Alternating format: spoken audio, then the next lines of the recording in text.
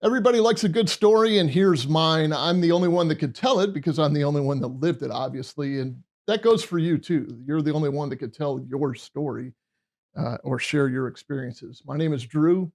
I'm the Drew in the Comm Center with Drew Breezy down here in Tampa, Florida.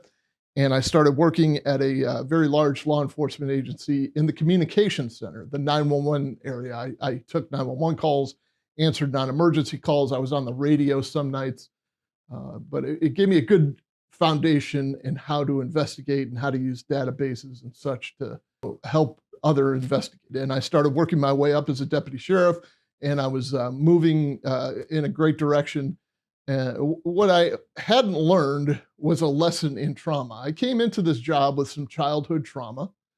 I don't walk around in a constant state of victimhood. I didn't then, but partially because back then, the way I dealt with being a victim, so to speak, was just to not deal with being a victim, so to speak. I buried it in alcohol, to be quite honest.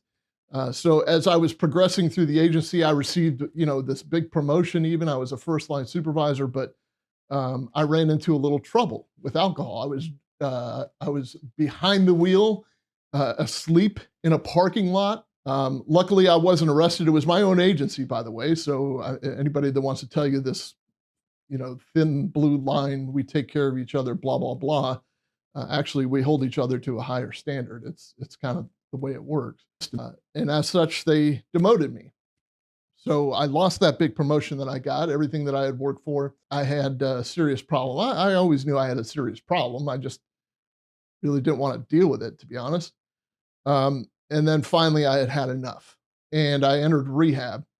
And I was off work for quite a while. I mean, I joke all the time. I call it elbow surgery. I was off for elbow surgery for about 3 months, maybe 4 months. I was on like a long-term disability type deal. And I went through alcohol rehab. And luckily, and by the grace of God, I'm at 16 years sober. That was 16 years ago. I haven't slipped since. I'm not going to put that kind of pressure on myself saying that I never will, but I haven't. It just, I was sick and tired of being sick and tired, as they say. And I ended up turning my life around. And what that resulted in is becoming acutely aware of, when you have to start dealing with life on life's terms, you become acutely aware of the world around you. And you're not just a wet-brained kind of soul, that's just operating in the universe. You have to take things in and process them and try to figure your way out of them. And you also grow a large sense of compassion for other people that are, in similar situations to you. And so, with that said, I wouldn't change a thing of how it all happened. So, like I said, I started progressing. I turned my life around, and I started moving up the ranks. Luckily, and we come to my 25th ish year, and I got a call from the sheriff who told me, "Hey, I want you to go up there and run the communications center." It's the same place he knew I started in, and I considered it an honor. Now, here's where the mission part of this channel comes in. Everybody I met or everybody I talked to, all my friends or people in the industry or whatever, when I tell them, "Hey, I'm going to go run the communications center. I'm going to be up there," and I'm ecstatic. They all kind of had the same tone, like, "What'd you do? Why did you? Who did you piss off?" Sort of. And I took offense to that. I think that's kind of an offensive stance, because what that tells me is that some of the most important people in that entire agency are up in that communications center. That's where everything starts. That's where all of the information comes in. That's where it gets vetted first, and then it gets pushed out to the people on the street. That's where people have to deal with the callers who are in their most dire situations and try to ease them out of the panic enough to get good information to send the right equipment to them. And I don't see that as a punishment. I especially having worked up there before and knowing what I've been through before with traumatic incidents up there. So I worked up in that communication center for a little bit, I was given a lot of responsibilities. I had the highest concentration of civilian employees in one place for one person to handle. So I was a lieutenant that had 225 people to worry about because they also gave me the records section, the public records section, which meant I had a very steep learning curve. I had to learn about public records and releases and reporting and stuff like that, like reporting to the state and to the federal government. And luckily, I had two civilian directors that were directly under me that knew but their businesses inside and out. So they were able to get me up to speed. I already had quite a bit of experience in communications 911, but definitely not the business side, so to speak. So I was up there and I noticed that our people, our communications people, our dispatchers weren't necessarily being treated fairly. There's a high turnover rate, there is in the entire profession, but there's a reason for all of that. It's called trauma, and I completed a project where I researched how to mitigate the stress and trauma of dispatchers. And dispatchers have a rough go because nobody really pays attention to what goes on up there. Nobody seems to care about them until something goes wrong, or until you as an administrator or whatever you are, you find the next new bell, whistle, or app, and then you put it up there and you lay more responsibilities on them when they don't, in fact, have enough people to handle that. So I poured my heart and soul into trying to reshape the culture up there. I wanted them to be loyal to the office and to the sheriff. I also wanted them to serve the citizens as that was our mission statement: serve, protect, and defend while preserving the rights and dignity of all. And I also wanted to take care of them because they deserve that. And I thought it was progressing pretty nicely, but the office didn't.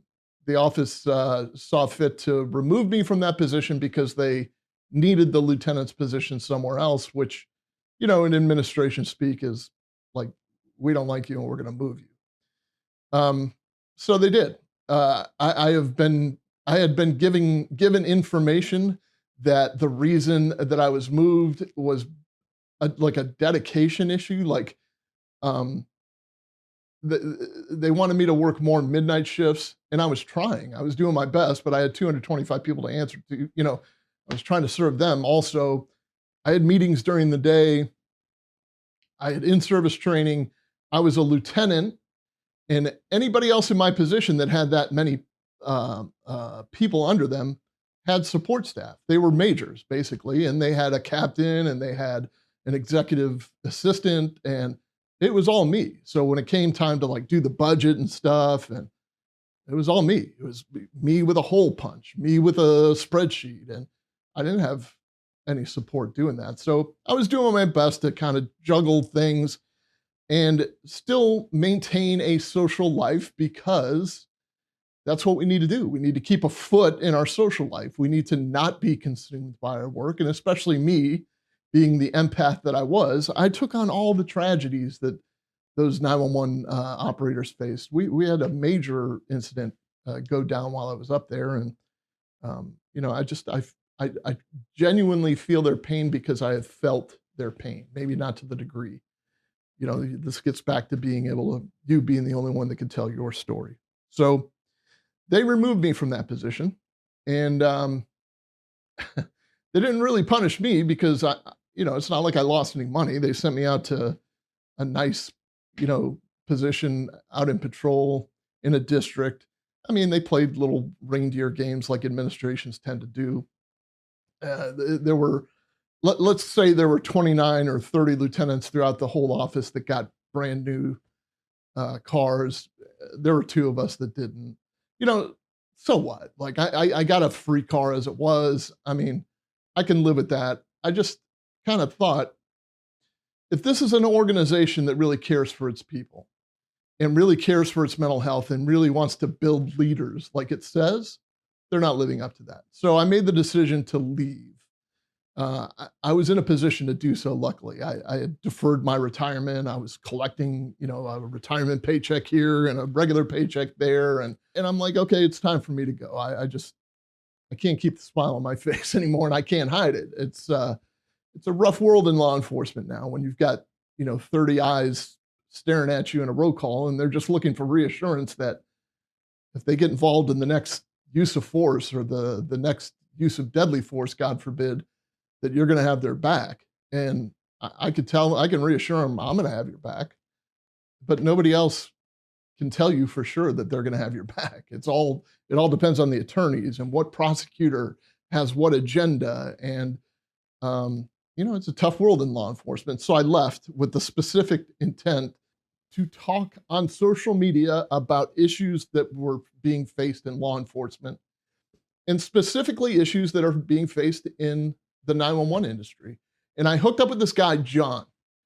He's my partner in all this. He's my inspiration, actually, in all this, because we owe it to John. John has questions as to why things happen the way they happen, why the cops are doing what they do. I failed to mention that John's an active 911 dispatcher. And, he's out somewhere west of here. And we make a great team. So that's what we ended up doing. We ended up starting this podcast called The Comm Center with Drew Breezy. It's a YouTube channel. It's a podcast. It's a lot of things. And our delivery is that we want to be able to tell the story from the 911 dispatcher's perspective.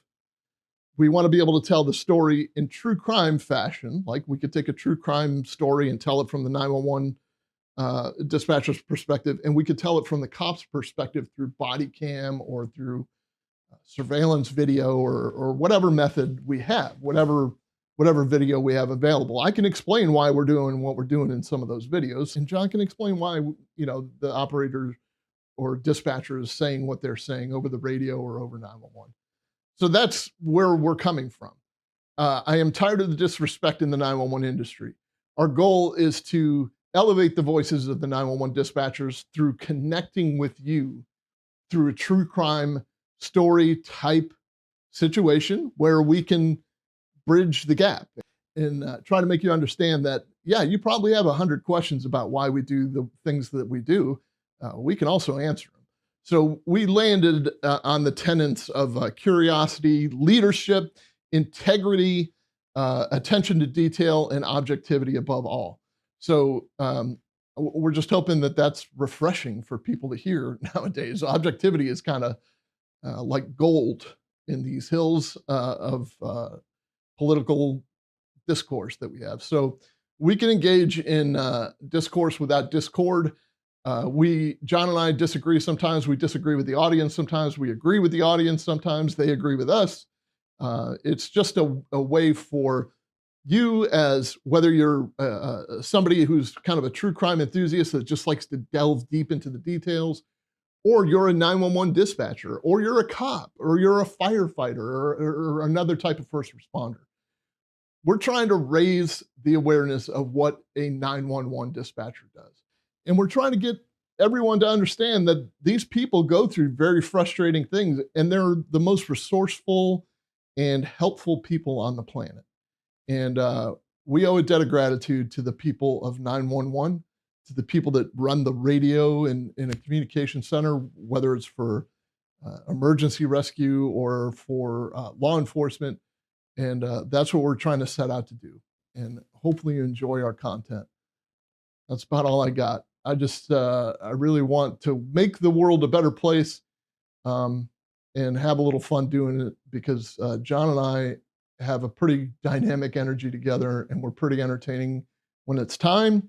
And we're both intelligent enough to give reverence when it's time to do that. So join us. You can go to thecommcenter.com. That's our website. You can go to youtube.com/thecommcenter. Check us out on Instagram. Go to any of those channels, all the usual stuff. But we'd be glad to have you part of our Comm Center with Drew Breezy family. Thanks. Take care.